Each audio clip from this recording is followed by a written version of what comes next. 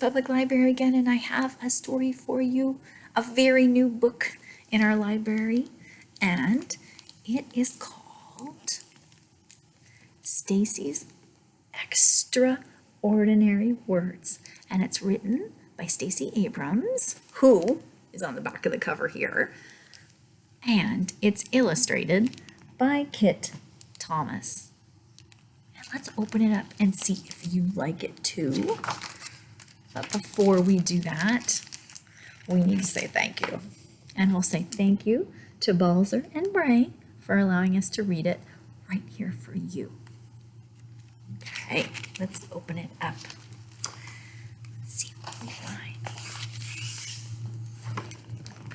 Stacy loved words, and she loved to read and write and say them. And she adored fun words, long words, unusual words. Words with wonderful histories and weird combinations. Whenever Stacy learned a new word, it was like making a new friend. First, she would find the dictionary, and then she would look up where the word had come from and learn its secrets. Did any of its words hide or stay quiet? Like the P in ptarmigan? Did you hear a P in ptarmigan? A bird that lives in cold northern regions, or were they strong like the I in bright?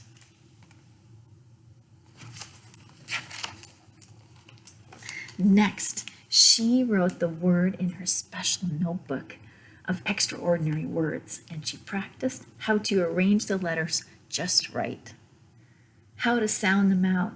That's because she loved spelling interesting words most of all. With her favorite words, she would try to remember their quirks, what made them special. And when she saw a super long word like onomatopoeia, you want to say it, don't you? Should we say it one more time? Onomatopoeia. A funny word to describe the sounds of other words. She had to jump up and sway. Words like duckling made her grin. Persnickety tickled her tongue.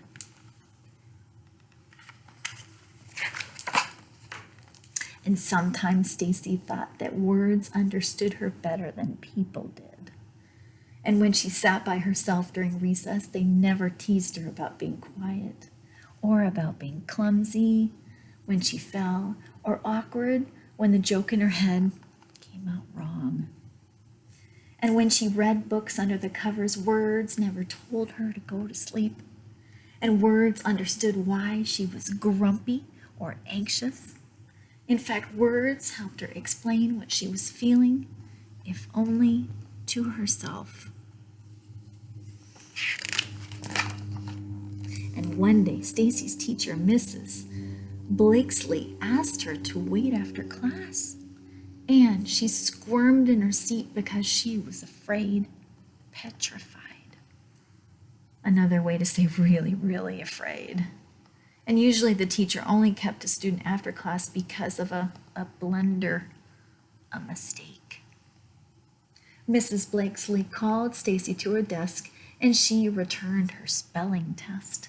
A big 100 sat at the top of the page, and the teacher asked her, "Do you know what a spelling bee is?" "A really smart insect?" Stacy joked. The teacher smiled. "A spelling bee is a contest where students compete to spell as many words exactly as they can correctly. And I would like you to participate." Stacy couldn't believe it. "Who else will be there?" "I'm nominating you and Jake, and the spelling bee is next week." Stacy's excitement suddenly evaporated. Jake was not her friend. He was a bully who knew words too. And just yesterday, he had used a complicated word that made Suki cry.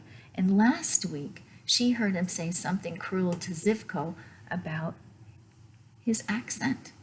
Stacy thought it was Stupendous that Zivko knew words in 2 different languages. Stacy knew as many words as Jake did, and she wanted to say something when he said mean things to her friends, but she was intimidated, scared. Because sometimes he said hurtful things to her too, and she wished she had used her clever words to help Suki and Zivko or herself by speaking up.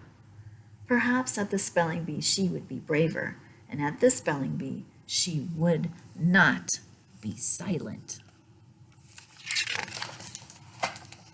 And all week long, Stacy studied her spelling words from school and the ones she kept in her notebook. And still the spelling bee felt as far away as the longest word she had ever seen. Sesquipedalian. A fancy word to describe words with lots of syllables. And the days of the week were monotonous, torturous, sluggish. Every hour felt longer and longer. And Stacy wished for the week to whisk the days away. And finally, the morning of the spelling bee arrived, and Stacy walked into the county library with her mother, holding her hand tightly. Mama gave her a big hug and whispered in her ear, "Just do your best. Your dad and I are very proud of you."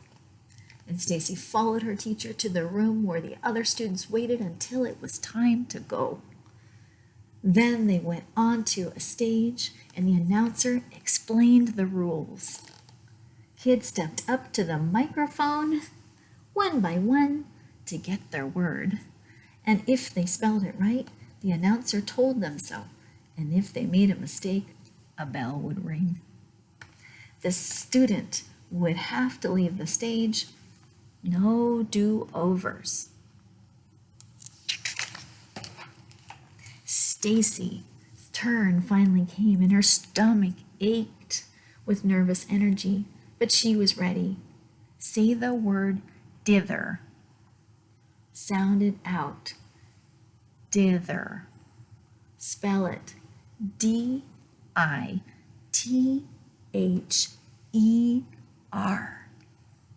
That is correct. The announcer called on the next student and the next. Promptly, enormous, shutter, transportation, craggy, reception, village. Finally, only 3 contestants remained, Stacy and Jake and a girl from another school. The girl went up to spell her word. Ding! She had spelled chocolate without the second O. We are down to our final 2 contestants, the announcer told the audience. Jake took a long time to spell accept. Stacy got squeezed, but she remembered the lost letters she adored, like Q and Z. Jake tackled clambering. Stacy conquered disengage. Then Jake defeated geometry. Stacy returned to the podium, ready to do battle with her next word, and she repeated it, and she pronounced it. She spelled it. INSTANTANIOUS.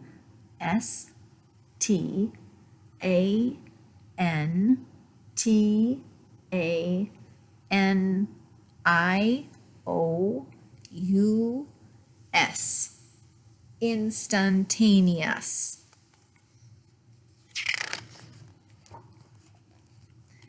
As she waited for the announcer, the bell dinged. I'm sorry, that is incorrect. The proper spelling is. Stacy couldn't hear the rest of what he said. Tears filled her eyes. But she stayed on stage like a good sport as Jake got his trophy and she received her second place ribbon. Everyone congratulated Jake, and so did she. Good job. Jake laughed and rolled his eyes. At least I know the difference between an I and an E.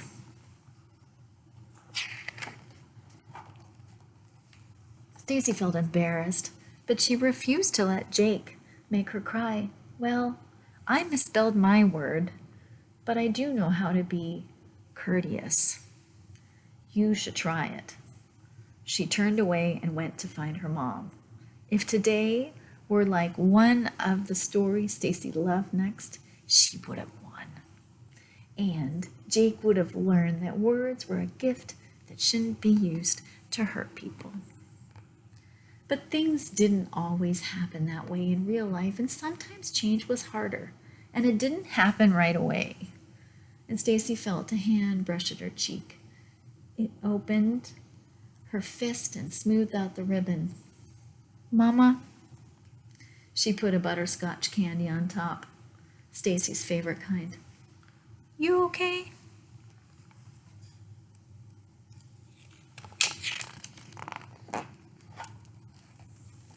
I lost, but you came so far, nearly to the very end.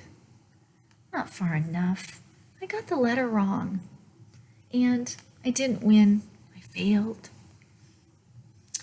You only fail if you stop.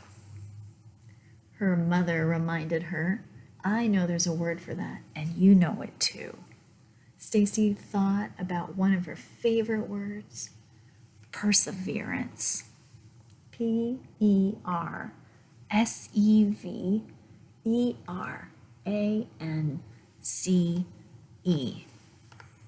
Exactly. So let's go home and learn more words. There's always next year.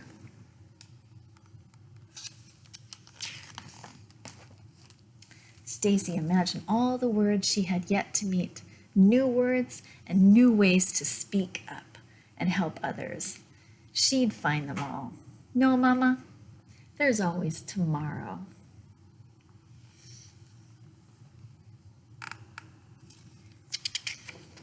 And that's the end of the story.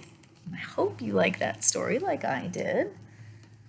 And in the very back, it talks a little about Stacy. And you can read about it, about her life and all the things she's done.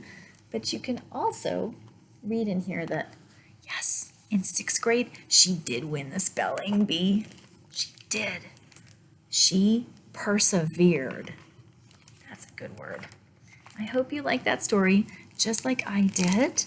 And if you want to come join us on Saturday, we'll have story time at 11. So I hope we'll get to see you then. And if not, we'll put some more stories right here on our virtual story time channel. So I hope you all have a good week. You find some really fun words to say, and we will see you next week. Bye-bye.